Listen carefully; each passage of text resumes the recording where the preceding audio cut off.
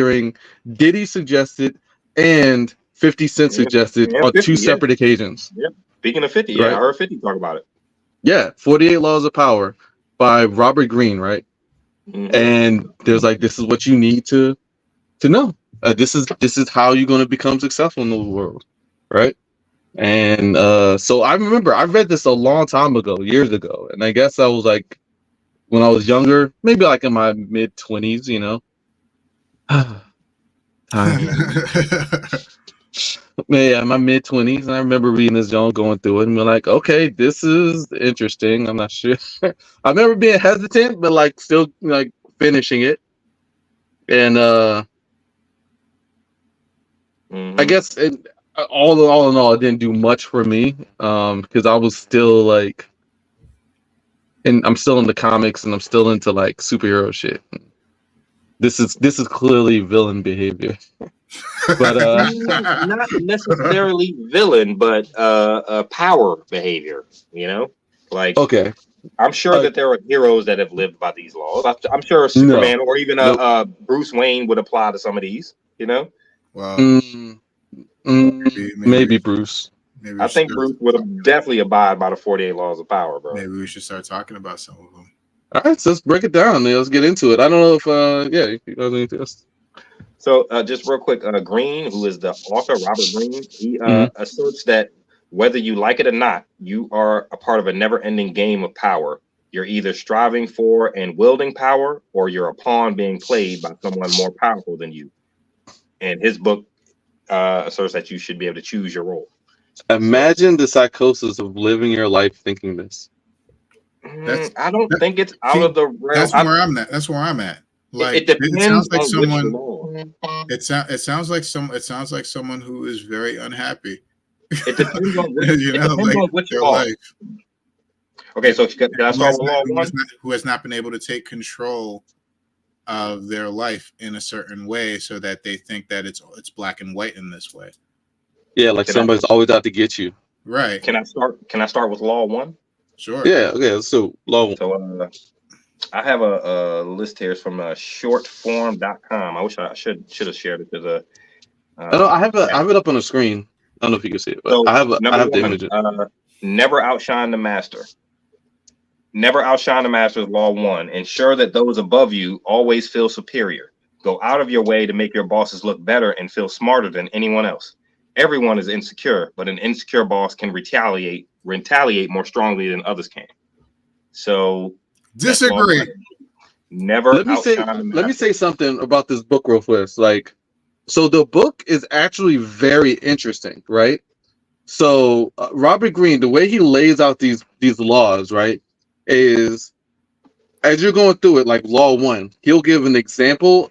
He'll give that. He'll cause it a judgment, right? Mm-hmm. And then he'll give a adherence to the law, and he'll give a scenario or a story where, like a historical story. I don't know how truly historical they are. They seem like vignettes, and I'm sure there's a lot clipped out of these vignettes. Mm-hmm. But he'll give a historical reference to where the law was abided by, and to where the law was not abided by or ignored. Mm-hmm. And then sometimes he'll give a counter to that law. So all in all, the book is super interesting, right? Like, I don't know how much you would probably take away from it saying like, hey, I understand history better. But it's still interesting the way he lays out the stories, the way he lays out the examples, and the sources he pulls from in China, Japan, multiple places in Europe. Yes, you can see Africa. where He only has some Aesop's fairy tales or some shit, which is like, okay, sure. But America, of course, he has American stories. They don't teach us African history. No. Where's our African historical drama? There's nothing. Franchise. But except for Black Panther, that's the only one we got. But the cool thing with this book is you can see where powerful men throughout history could have used some of these principles and laws and applied it. Right, like a Napoleon, right? You can see he talks about Napoleon a lot. You can see where some of these would have applied and how he ascended the ladder of power. You know what I mean? Mhm. So law number 2, never put. Wait, This wait, is we where it didn't gets finish. devious. Hold So I on, we said, didn't somebody, finish law number one. Discuss. Yeah, I thought we were going to discuss the law. okay, my bad. So sorry, Frank, you were saying hard disagree. Hard disagree. Hard disagree. And the Never reason outshine why, the master. hard disagree, because, well, I you know, we talked about this offline briefly, right? But like, Mhm. my whole thing is that with the whole ensure that those above you always feel superior. So there's that whole, those above you need to feel better about themselves in order for you to be more successful, so that they basically stay out of your way. I don't agree with that. I feel like a strong leader, if it is your boss or someone above you, someone in authority, a strong leader would welcome you striving to be not better than them, but like striving to be on their level or doing something to benefit the organization that the two of you or the group of you are involved in. I don't think Mhm. that I don't think it's fair that you have to make yourself small in order to have someone in authority feel bigger than they What? actually are. That's He didn't say. inaccurate, you He's know? not Like, saying make yourself small. He's saying make yourself appear smaller than. Never outshine the master. So the what's the master difference? is bigger than me, but I'm going to make it appear that he's bigger than me. Even though it's like the old adage, right? Who's more important to the army, the general or the soldier? The soldier actually goes and fights, right? The general is behind the scenes, right? So like in this case, the soldier, But does he outshine the the master? Does the general, soldier but outshine the general? the general was once a soldier, and Yeah. the general being a soldier has the experience of a soldier and of a lieutenant and of a captain and so on to become a general. So therefore, a good general being a general means that you understand that all of those people below you are trying to be on your level. So what's the difference? What's the difference between making yourself small and making yourself seem small? I don't see a difference there. Mm, It's still kowtowing. It's still kowtowing to because the belief. Remember, I think at the end you can still you can still win the war with enough soldiers. You don't need the general. The general is bigger than you because he's higher on the totem pole. His hierarchy you need the is general. better. Of course, you But need the general. You 100% need the general. yeah, You the need the leader.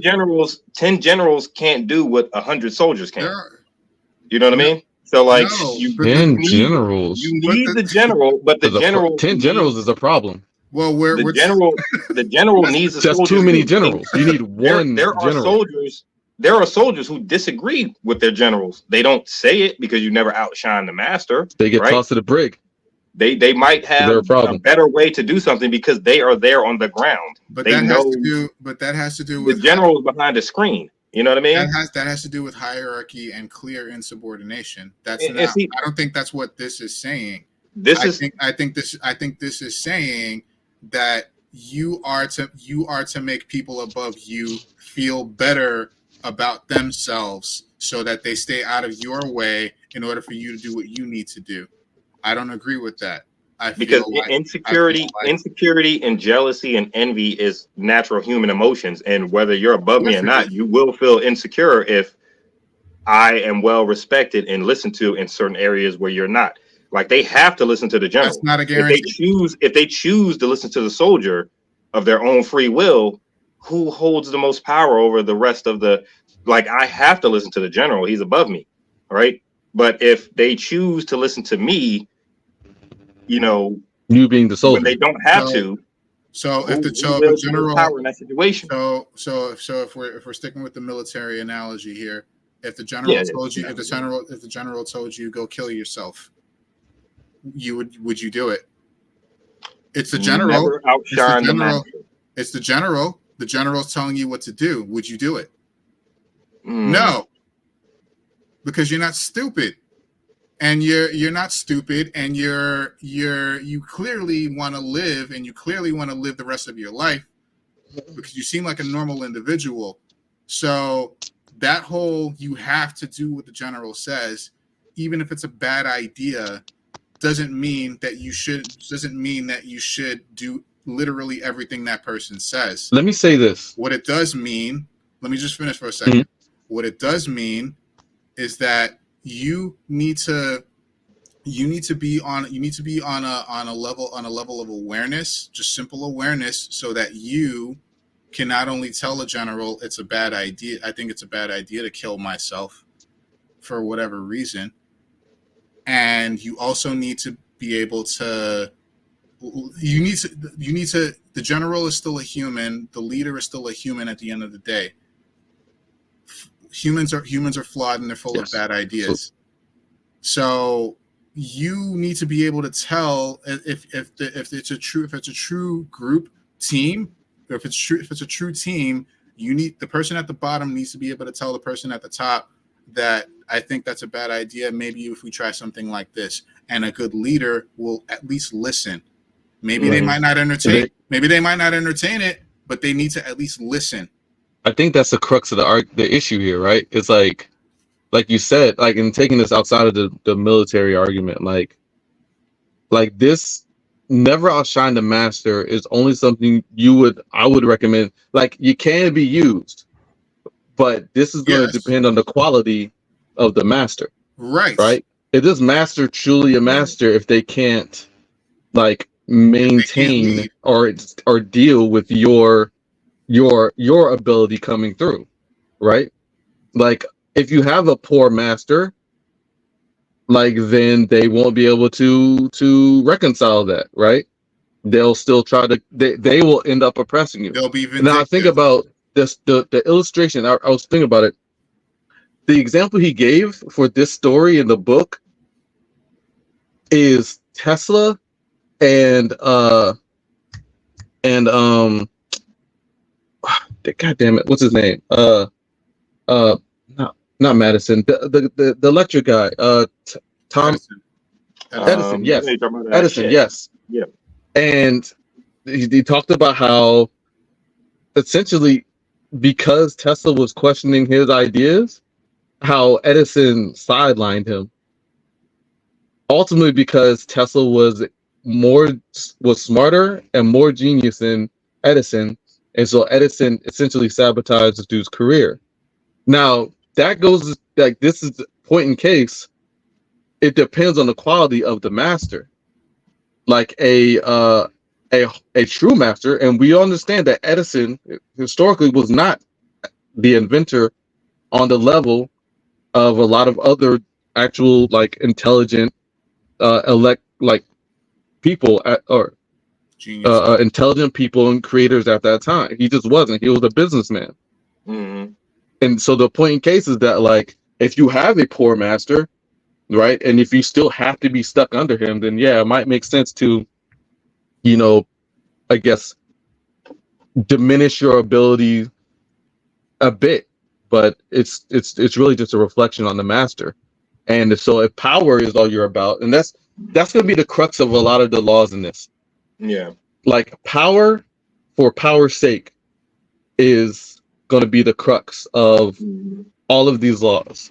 If you're doing it for power and power only, if you're doing this to usurp the master, only to usurp the master with no real value on the ability you gain from the master, or the master's ability for you to be learning from him.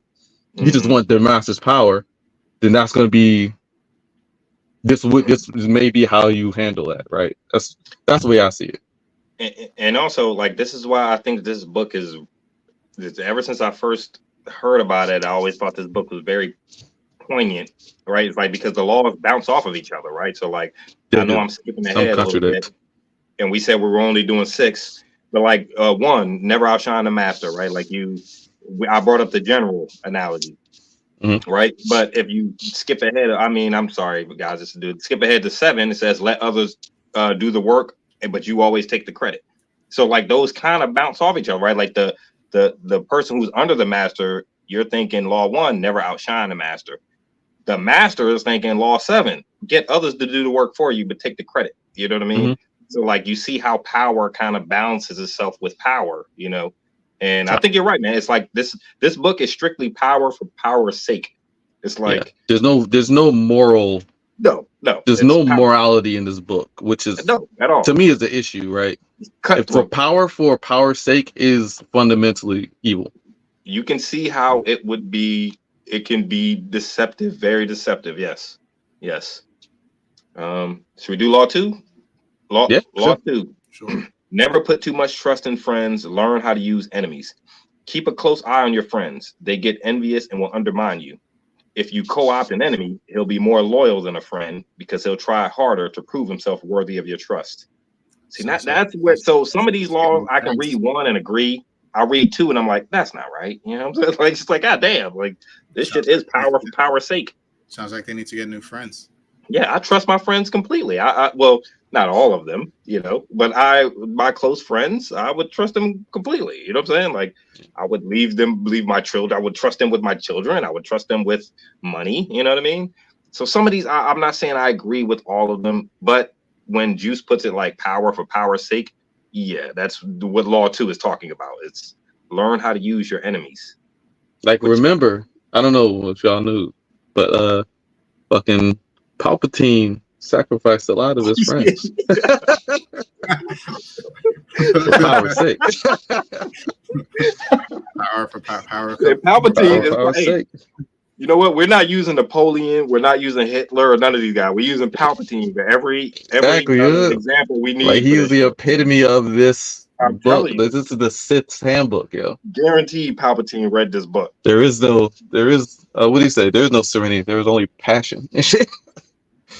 But yeah, like, don't trust friends, use enemies. Like, so I was kind of curious about the whole use enemies part. Like, have you guys ever been betrayed by a friend? Yep. Yeah. Has a friend ever betrayed you? Mm-hmm. Like, you consider them your friend and they you know, misled you and, you know? Mm-hmm. Yeah, it's happened to me too. So it's like, never put too much trust in friends. It can kind of be true, right? Yeah. But it goes back to what Kaiman said though. It goes back to the quality of the friend. Yeah. Just like the quality of the master. Like, to assume, right? To assume automatically that your friend is untrustworthy. Mm-hmm. Right. That all of your friends are all friends. Like, imagine the psychosis. Imagine the turmoil you're living your life in. To assume all your friends are not to be trusted. It's not exactly. It's not outside of the realm of possibility that that you will be betrayed by your friends. I think that happens. Almost everyone. Mm-hmm. At some point in their lives, right? But like the whole don't trust any of your friends. It's like, well, I have close friends that are like family. Mm-hmm. Like that are like my found family. So fuck you. I trust them. And it's like is power for power's sake. I think that's the best way. Can you read the last? You had the second part of this is like used enemies because something about loyal. They'll be more loyal. If you co-opt an enemy, he'll be more loyal than a friend because he'll try harder to prove himself worthy of your trust. We see that over and over. Truly an enemy. I don't see. We see that over again in movies and TV shows. There was a show I was watching. You ever seen Black Sails? I've seen it. I haven't watched it though. Part in Black Sails where the guy flips the enemy. He disciplines the guy, beats him up because he did something wrong on the ship, and then he used him to exact a plan. And the guy was loyal to a T. And I'm not saying that would happen in real life, but you see it all the time in movies, right? Like, the enemy of my enemy is my friend. So he's my enemy, but we have a common interest, which can turn him into my friend. He'll try harder to prove himself worthy of your trust because we're enemies already. Mm-hmm. So he has to try harder. I don't trust you inherently, so you have to try harder to prove yourself. Okay, well, I guess I don't know. Like, again, I'm thinking of like a modern context. I'm trying to think of like if I have an enemy, which I wouldn't. I Think mean, I not that myself I'm have true aware of, nemesis. but I don't think I Yeah, do. But I like, don't think I do either. Do I have like a it's true like, do you have an nemesis? enemy? Yeah. Like, if I did have an enemy, somebody I knew I didn't fuck with, Mm-hmm. I to just wouldn't what fuck with end them. would I trust them to do anything for me? Right. Yeah. Like I'd be like, yo, go get me a milkshake. You spit my milkshake or something. You know Yeah, what I'm saying? I like don't trust Or you. why would you're you my want to? enemy, Or and he why says would you want co-ops. to? Why would you want them to gain your trust for any reason if they're your Well, enemy? if the Yeah, common if they're interest, trying to right? gain Like, my trust, I'm assuming that's the problem. Yeah, hey, common interest, right? Like Tyrion Lannister said in Game of Thrones, man, we make peace with our enemies, not our friends. You know, when we That's have making common peace. interests and common but that's goals, that's making peace, and that involves forgiveness. Yeah, but we have a common interest, and common interests make for better partnerships, right? So like, you know, we're not just friends. We're trying to accomplish something together, which, you know, you wouldn't necessarily trust an so enemy, it's but like a you can see how you use. negotiation because you do negotiate with people you don't agree with. Mm-hmm. So okay, from a negotiation standpoint, but again, would that be an enemy? I guess Yeah. yeah. If you have to negotiate, it's going to be something you're going to agree with, and they could be an enemy, but negotiating doesn't really co-opt them. Yeah. I Right. don't know. It just puts them on. That's why I love these laws. Ever since I read the Uh, book the first time, I was like, this is just a really good because you can see how this applies to everything, like So personal far, relationships, so business. far, so far for me, it's 0 for 2. I disagree with this one too. Mm-hmm. Like All right, completely. let's go to 3, man. Where we at? 3:12. conceal your 3 hours and intentions. 12 minutes. Oh All Yeah. right. yeah, shit, man. Law 3: conceal your intentions. Always hide your true intentions. Create a smokescreen. If you keep people off balance and in the dark, they cannot counter your efforts. Okay. Which again, I guess that goes back to friends and enemies, right? I don't want to conceal my intentions from you, you fellas. I consider you Mhm. my friends, obviously, So right? But Yeah. an so enemy, I would totally conceal my intentions. can I comment on this one for a second? So I kind of agree with this, but the only difference, the only thing I don't agree with, the idea that's conveyed of when you said, what did you say? Create a smoke screen. If you keep people off balance and in the dark, they can't Yeah. counter your efforts. I don't like so That I live presumption.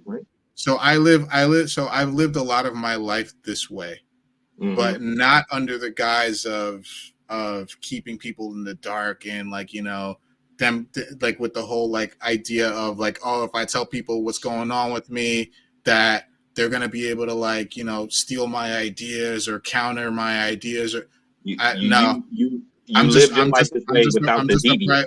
I'm just a private person in Yeah, Hmm. general, I right? get Like you. I don't let a lot of people know what's going on with me. And I know there's those sayings like the best revenge, the best revenge is success in silence, Oh, I thought you were gonna and say a dish served cold, but I okay. did that's too for a second. revenge is a dish best served cold. But Mhm. no, the best the best revenge is success in silence, where Mm, you just do what you gotta ignore fucking them do. Do what you gotta fucking do. Ignore all the other shit. Make your way, make your money, and do do your well. thing. Do well for yourself, and you don't have to brag about it. Just do it, right? Yep. And it's like that. Like I lived a lot of my life this way, but this intention where they're like, oh, if you let everybody know what's going on with you, then they're gonna fuck up your shit. They're gonna fuck up your flow. It's like, They're again, coming it's that after you. it's that negative it's that negative connotation of saying like all people are there to fuck your shit up. Mhm. And I'm like, Untrustworthy. that I Yeah. don't agree with, but Yeah. I do agree with the general idea of just succeeding in silence, just doing your Yeah. thing. So that's what Yeah, I I that's agree what I with say that. about that. No, I agree with that pretty much. Essentially, like the idea that, you know, yeah, pretty much exactly what you said. Like Mhm. it's good to move in silence, right? It's good to one. Is very few instances where being well, one, I would see myself being an over the top boisterous person, especially in public, or two, where it's good to just tell everybody what you about to do. Like if you're doing that, then you have another problem going on with you, right. right? That's That's not why. like a normal behavior, right? Yeah.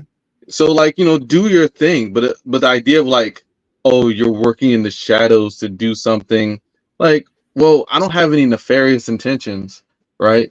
And if you're pretty good at not making enemies, you don't have to be perfect.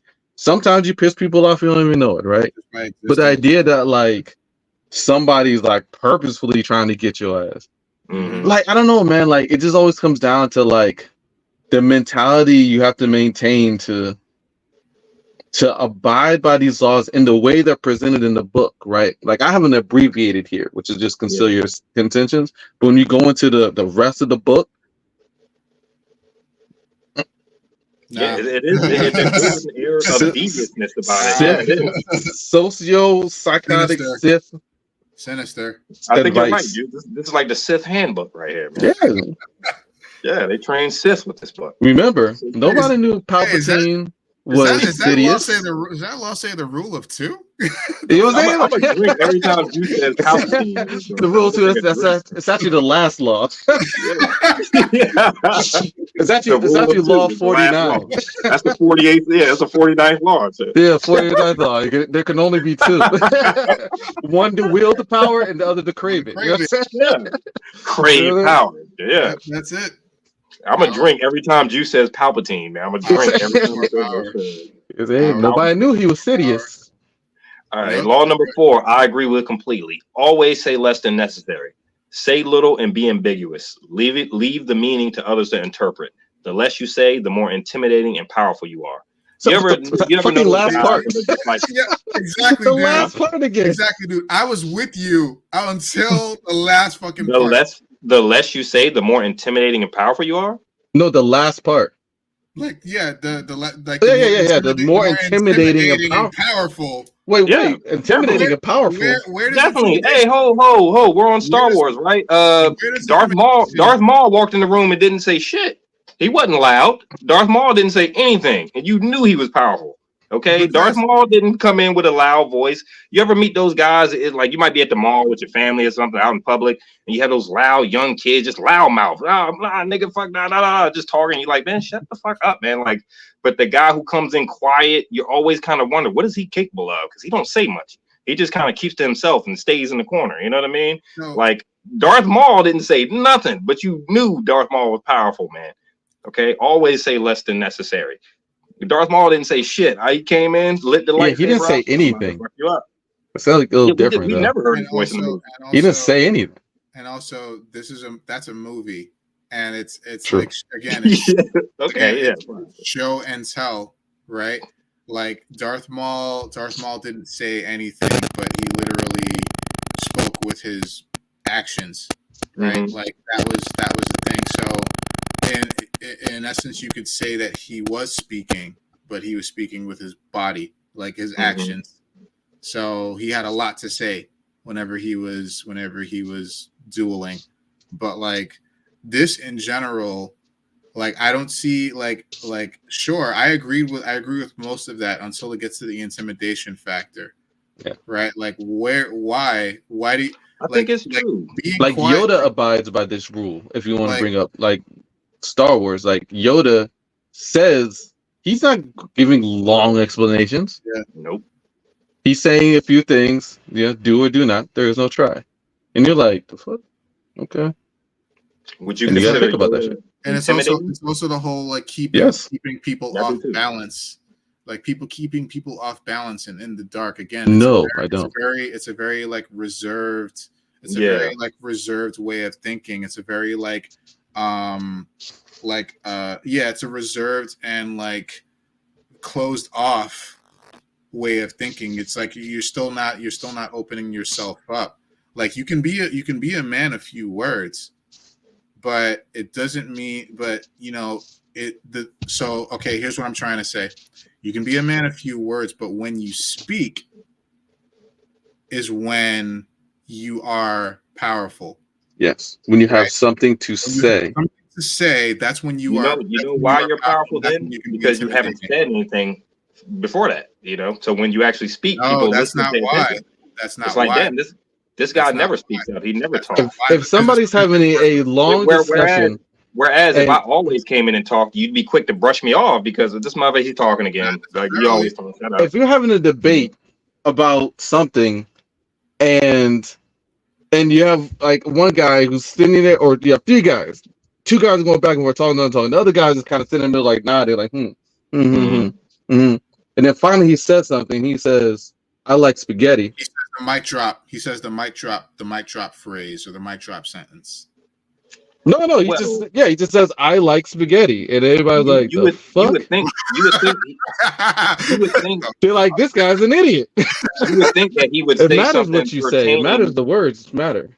Yes, Well, yes. I think you would think he would say something pertaining to whatever argument that he was involved in or whatever You the should hope. situation was at the time, not something completely random and off the top of his head. What's You know that what I mean? phrase? It says there's a phrase that goes, "Better to stand silent and make people think you're intelligent than to open your mouth and wait." No, it says, yeah. It's like anyway. Yeah, Mhm. better to stand silent and make people think that you might be stupid than to open your mouth and remove all doubt, right? I think that's a Mark Twain or Roosevelt. Somebody said that shit.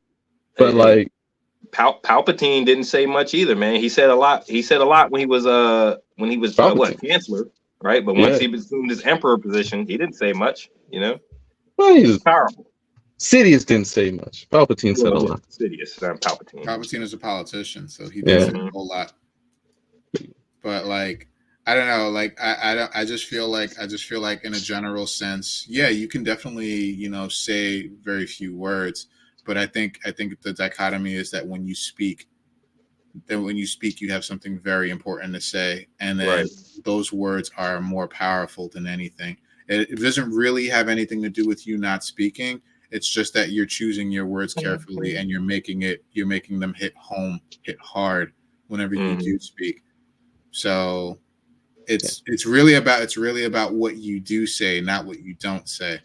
Yeah. That Which is why I'm thinking that this is a very like closed off and reserved way of thinking, and not being able to like open yourself up. Because if you followed this, then you would never say anything.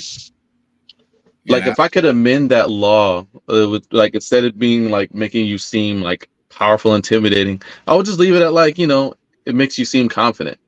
Like nothing seems less confident than like a person who's blabbing, who just like keeps just incoherently rambling. Mm-hmm. Yeah. Mm-hmm. Just talking for 5 minutes about nothing. Like, yeah. All right, well, fellas, we almost at 3.5 hours. Damn it, we said we were going to keep this under 4, man. All right, let's go to law 5. So law 5, so much depends on reputation. Guard it with your life. Nurture and guard your reputation because reputation is integral to power. With a strong reputation, you can influence and intimidate others. We see that in movies all the time. Jesus Christ. That word The intimidate. most hardcore gangster. Hey, Bill the Butcher rolled in on gangs in New York, and he had a reputation already. You knew Bill the Butcher. You know what I'm saying? Like Bill was the man. Like your reputation precedes you. We hear that all the time. You know. Like again, I was almost 100% with this until that word intimidate. Yeah. God, go ahead, bro. I hear you. You say you were with it to win? So right up until that word intimidate. Yeah. Like, why do you need to intimidate anyone? You don't need to intimidate anyone. You can. I think intimidation. You can seem intimidating to others by your reputation or by staying silent, but that's their preconceived notion of you. But you don't have to pass off the idea or the aura of being intimidating to other people. Like, I think there might be different levels. It doesn't have to be a negative. Right? Like imitation. It doesn't have to be negative. There has to be a negative connotation to this, and the word intimidate is completely. Like you can have a reputation for being a giving, charitable person. Hey, you have a reputation for being in fact, one of the other laws in this is about scarcity, and in the scarcity argument, he argues about the reputation of a guy who had a reputation for being a well or an what do you call it? A person who judges things honestly and rationally. Like a person with good judgment. He had the reputation for having A the measured best person. judgment, and that was the judgment he had. And that it wasn't anything sinister about his judgment, but that judgment was what led him to power, or that reputation of being rational and level-headed is what led him to power, not being like, I don't know, intimidating. Mm-hmm. I That don't it think just like that's intimidating the thing about this book. It's so goddamn fucking sick. It is. Well, okay. It can be. It can be. It is the 48 laws of power. Okay. But I think True. like intimidation has a negative connotation. I don't think intimidation has to be negative. It's your presence. Your presence can be intimidating. Like intimidating, like not like I'm scared of you, but more like, wow, I'm in awe. Like if Obama walked in the room, he's intimidating as far as his presence. Like, damn, that's Obama, you know. As much as shit as we get for Trump, like if Trump walked in the room, I would think that he would have a presence. Like you might not be intimidated. You might think he's a clown. It's not, I'm intimidated like I'm scared, but I'm more intimidated like, wow, that's Trump. That's him. You know, he's here. Fair His point. presence is here, you know. Fair point. Like, yeah, I would think of Obama. Like, I would be intimidated with Obama's presence, not because he's like about to do anything to me or anything, but like, you know, he's not even the president anymore. But I'm like, yeah, this guy wields with power, and he was the president, all that good stuff. But if Trump walked in the room he's not president anymore either. But yeah, if Joe Biden walked in the room, I would not be intimidated whatsoever. What if Trump walked in the room? Like, I'm gonna kick this nigga in his kneecap, you know, in Roblox. And I think like he's such a public figure. I think if Trump walked in the room, I think you'd be respectful because you're a mature adult. I'm not gonna curse somebody out because I'm a mature adult. Yeah, I'm just think you'd be like, hey, how you doing? You know, you might or might not shake his hand. I don't know. I probably won't talk to him if I had the option. Yeah. I don't think really anything like disrespectful though. You know, like damn, but that has nothing to do with whether or not he's intimidating. I guess it does. I don't know. I wouldn't be intimidated. I also wouldn't talk to him. I also wouldn't attack him. Yeah. Sorry. So all those covered. I got to issue at Bush. Yeah. I'm the same. I wouldn't be intimidated by him. I'm not intimidated by a lot of people. Yeah. Even if they're like celebrities or whatever. But like, well, Frank, you're not a small guy anyway, so intimidation, you definitely ain't scared. You know what I mean? Like, you kind of a bigger dude. Frank, man, like. Yeah, like that Goku before he fight stretch. But yeah, no, I wouldn't be intimidated. Yeah, like I wouldn't be intimidated by him, but I also wouldn't talk to him, and I also wouldn't like provoke him in any way. So, all right, well, all right, law 6, real quick. I guess this is the last one. We're gonna do 6. 6. So 6 times what? 8. 6 goes into 48 8 times. So 7 more casts, and we'll cover all of them. So number 6, create an air of mystery. Be outrageous or create an aura of mystery. Any attention, positive or negative, is better than being ignored. Attention brings you wealth. Okay. So I will say this. Every single human being in this world needs attention. That is a fact. That is a fact of life, right? It starts when we are babies, right? Like as babies, we need, you feed them, you clothe them, you change the diapers. Yeah. But you also have to nurture them, which requires paying attention to them. Every single human being in this world needs attention. I will say that, sure, yes, 100%. But then it spins off into this whole be outrageous or create an aura of mystery. So didn't we just talk about reputation? Right. Like, what do you want? Like, any attention, positive or negative, is better than being ignored. And I'm like, well, it's a little contradictory. I kind of don't agree with that. I mean, hey, look at Diddy. Any attention, positive and negative. Diddy getting all the negative attention. He'd rather be ignored right now. Yeah. You would think. Like, I don't know. Like, somehow it seems like every single law so far. And I will read this book after this. I promise you. I'm gonna download it right now. But it's a very quick book. I think even the audio book was only I don't even know if it was 5 or 6 hours. No, it's more than that. Was it? But it's one of those things. It seems like every single law has this negative spin to it. You know, it has this negative, like this every single law has this like negative connotation to it, where it's like more than 15. positive or negative attention is better than no attention. And I'm like, well, okay, but like, what are you doing to get this? What are you doing to get this attention? Even if it's positive attention, what did you have to do in order to gain this attention? You have to do something outrageous, like they're describing in the beginning. You know, like I think like I generally agree with what you're saying. Like, obviously, fucking type of attention matters, but like it also depends on, I think, the level of power you have currently. Depending, like the level of your power currently, and the level of attention you get, kind of like mix. So if you have, I think when you get to a certain level, it doesn't matter if you have positive or negative attention. Like, I'm thinking of Trump, right? When Trump was in office and he was president, it didn't matter what came out on this nigga. It didn't matter what he said. It didn't matter what he did. Even now, they're struggling. Yeah. They're struggling to get him for shit that should have been fucking wrapped the fuck up. Mm-hmm. It didn't matter, and he maintained his power, his polling, his cult following. He maintained all of that, no matter what he did. When he did things that his base hated, they still loved him. Mm-hmm. Right? So to a degree, right? And then maybe it depends on maybe if you have a cult following, that's just how it is. But it might be some caveats to that. Now, obviously, for normal folk, you know, don't be infamous. Right. God damn it. Yeah. Right. You want to get famous. You don't want to be infamous. I think this law probably applies to someone who's not in the celebrity space, right? Like, I don't know. I guess it's better to be considered than not considered. Like, the attention, Cost at all. you know, I'm trying to think of the story that came with this one. At least if you're being talked about in a positive or negative light, people are considering you, which I think when you get to like negative attention for Trump is probably more of a hassle than it's worth. You know what I'm saying? Like, it's probably like, God damn, you know, like Diddy's sitting there like, damn, this negative attention. You know what I'm saying?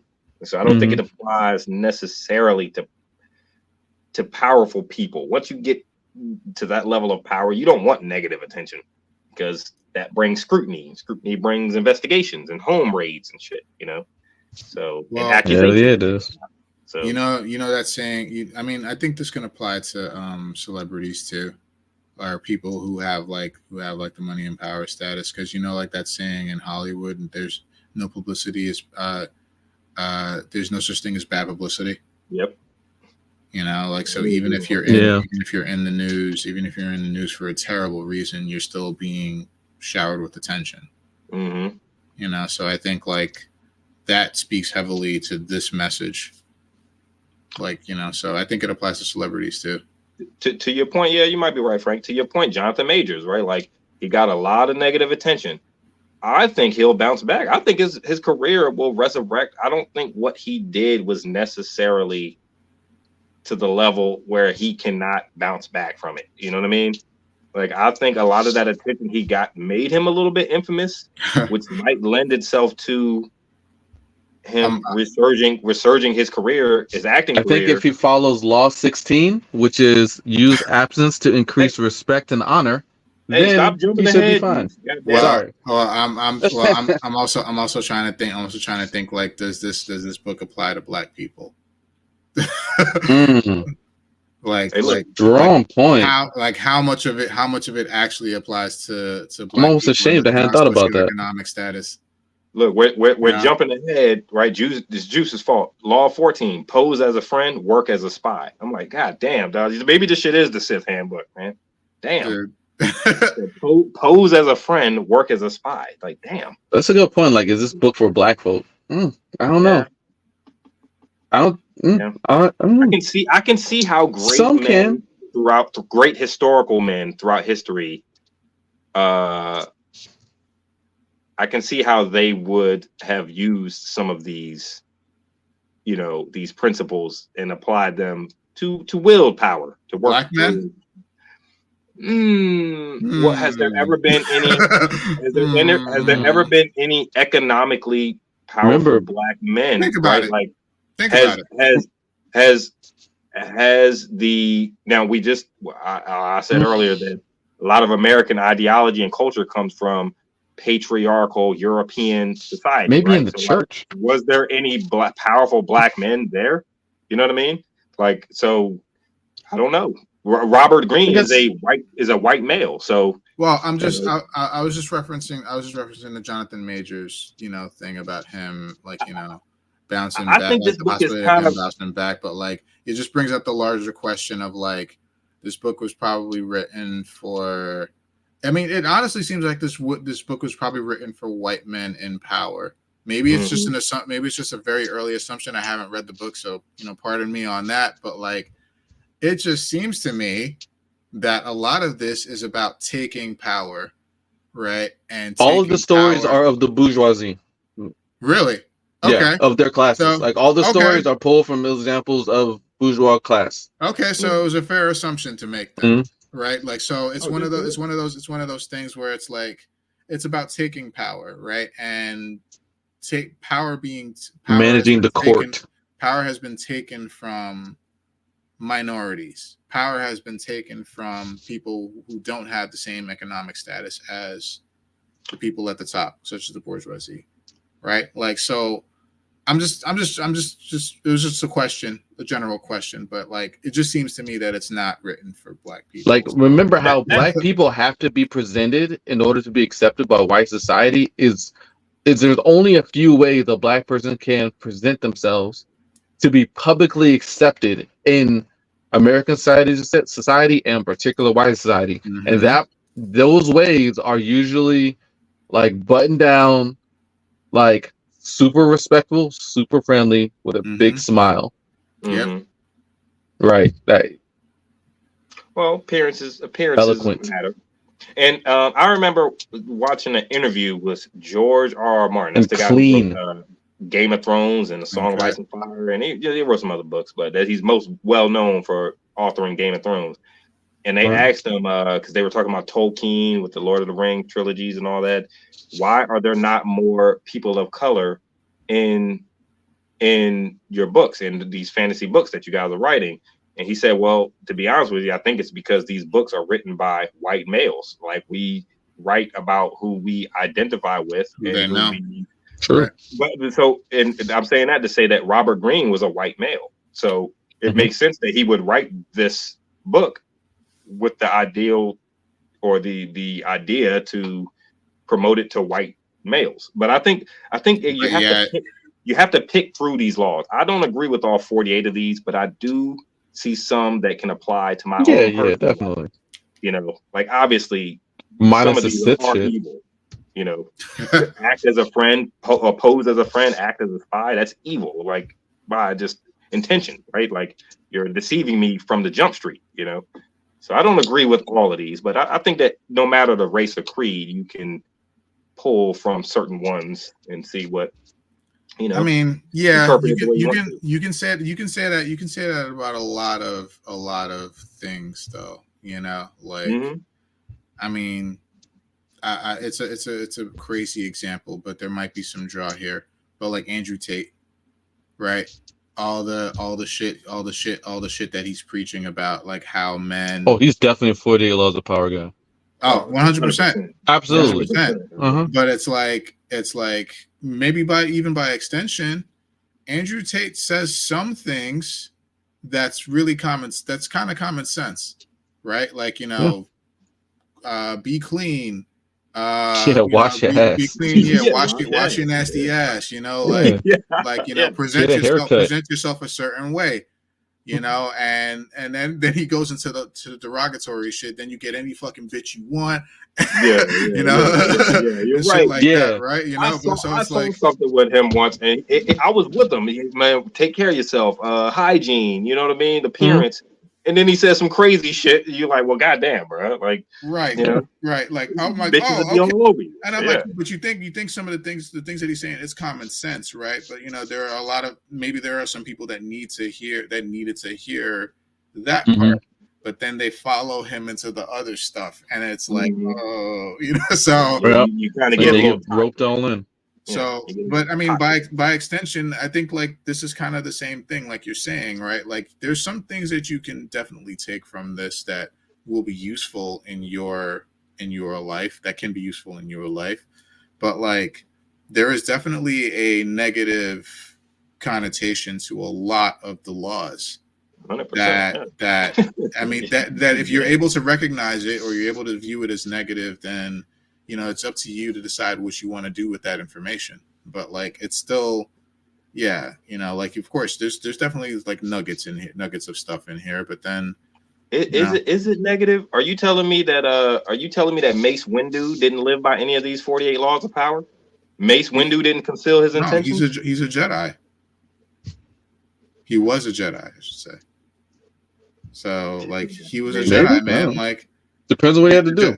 The Jedi are different, man. I never really rocked with the Jedi rules like that, because Jedi, man, they're just like, I'm like, So you can't be neutral about everything. Come on. But you have to feel something. You villainize Anakin for having emotions. What the fuck, right, bro? Like that's what we do. Maybe you should have nurtured his emotions instead of telling him to. Maybe you should have nurtured him as a child. Yeah. No, they should have just not accepted his ass. True. No, they had to. He was so powerful, right? They should have to the theory that you were telling me about. They should have not accepted him without Qui-Gon. With this midichlorian count, you had to accept him because you'd never seen someone that powerful with that much potential in the Force, and you couldn't let him fall into evil hands. Like there was no Sith to fall into that they knew anyway. So maybe they should have done a better job. Maybe they never would have found him. Like as far as we're aware, like it happened anyway. Like Palpatine and fucking Plagueis, according to the books, had no idea he was around until fucking Qui-Gon brought him around. Yeah, with that high midichlorian count, why didn't Palpatine sense him if he was so powerful? Why didn't they know about him? Palpatine had his eye on him the second he walked in. Like, well, I'm talking about from when he was a child. Like I Palpatine couldn't. Oh, I don't know. Maybe he was on Tatooine. Yeah, that's true. It's a desert slave planet. He could have kind of sensed something there. You know what I mean? He was galaxies away, dude. His midichlorian count was like so much higher than everybody else's. But I think it only matters because of proximity. Yeah. If you got also like the ability to hone that skill. Like I don't remember if it's canon, but I remember hearing before that like without training, like Jedi talent, like kind of like lapses, falls away. Yeah.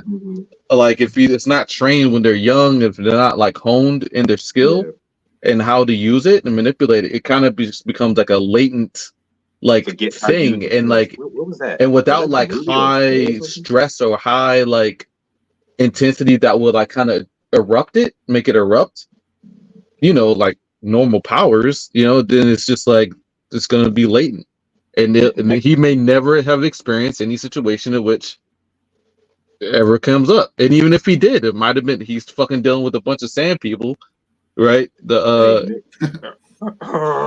Next cast, when we do the next 6 laws, next cast, that's going to be our full-time reference for this book is Star Wars, because it really does go hand in hand. You know what I'm saying? It really does. True. Like, we can get a lot of examples of this from these 48 laws from Star Wars, man. Yeah. Like, I think, Do you think George Lucas read the 48 Laws of Power? Hell yeah, he did. Probably. Every American like writer and author and person in Hollywood has read this book.